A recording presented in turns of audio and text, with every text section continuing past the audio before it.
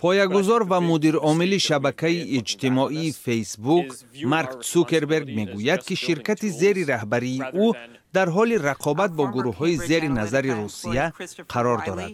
روز 10 اپریل اثنای سخنرانی در کنگره ایالات متحده آمریکا، زوکربرگ 33 ساله گفت که فیسبوک چندین کوشش روسی دخالت به انتخابات و حیات خصوصی کاربران این شبکه و همچنان برانگیختن اغواها را جلوگیری کرده است.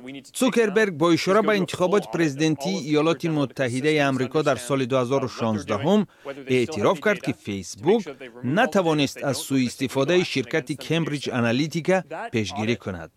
تخمین می شود که کمبریج آنالیتیکا معلومات خصوصی 87 میلیون کاربر فیسبوک را برای تأثیر به افکار انتخاب کنندگان استفاده برده است. یکی از کمبودی‌های بزرگ من در دوره رهبری فیسبوک این دیر تشخیص نمودن عملیات روسی در سال 2016 است. ما تخمین می‌کردیم که حمله‌های کیبرنتیکی عنعنوی راه اندازی می‌شود و ما این گونه حمله‌ها را تشخیص و بی‌ضرر کرده شرکت‌های زیر ضربه را سریع وقت آگاه کردیم. ولی عملکرد نوی اطلاعاتی را دیر معین نمودیم. طبیعت این گونه حمله‌ها این است که افراد در روسیه از نظام ما و دیگر نظام‌های اینترنتی سوء استفاده می‌کنند.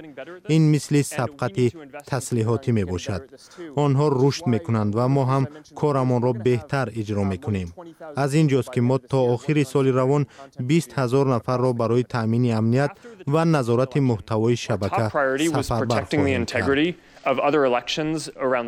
زوکربرگ به حیث نمونه مبارزه با اخبار دروغین یا خود فیک نیوز خاطر نشان کرد که هفته گذشته فیسبوک حداقل 270 کاربر و صحیفه ظاهراً قلبکی را از شبکه اخراج نموده است.